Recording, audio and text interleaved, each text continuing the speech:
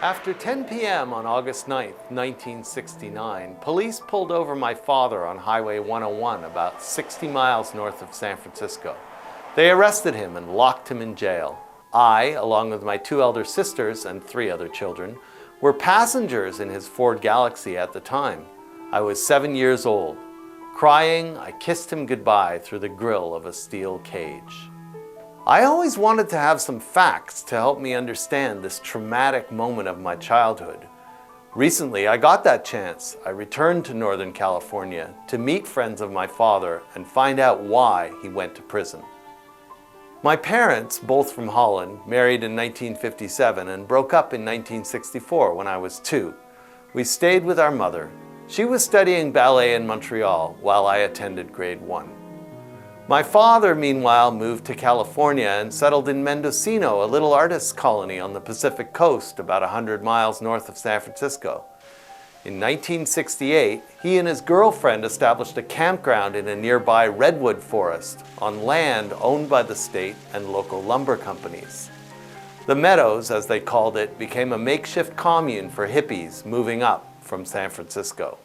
They had driven their bus up into the meadow, and they had a big fire going. What I remember most vividly, it was a fire going, and no one having any clothes on, and there would probably at any given time be 6 or 8 people in the camp. But around the fire was it would be a fire ring about 6 feet across, and around the outside of the ring were in the ashes, so that it stayed melted, were multicolored gallon cans of wax.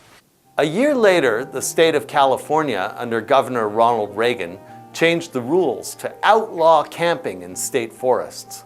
On April 22, 1969, 60 law enforcement officers descended on the Redwood camp. They ordered everyone to leave.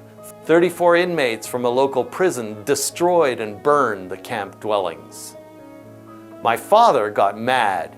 He and a friend, Stephen Anapolsky, loaded an old Renault Dauphin 58 with 6 beer bottles that they had filled with gasoline and stoppered with rags.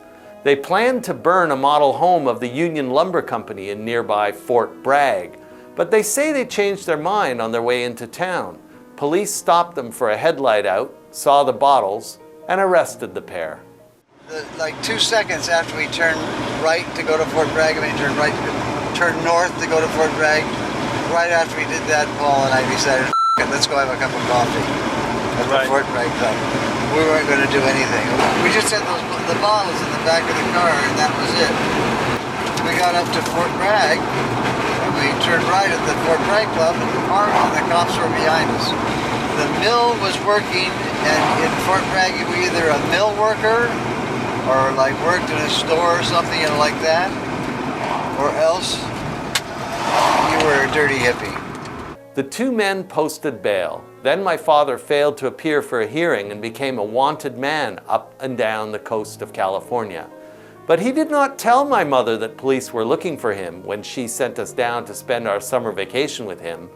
That was when police arrested him a second time.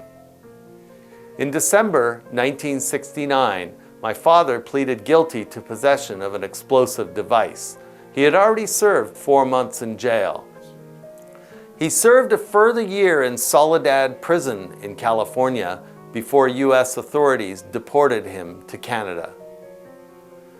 Today, the redwoods have filled in the meadows and the newspaper clippings have yellowed. My father and I are friends. His firebombs were a bad idea. I forgive him for all the terrible mistakes he made in his youth. Researching this story has helped me let go of my anger. I realize now I've been left with a remarkable tale to tell.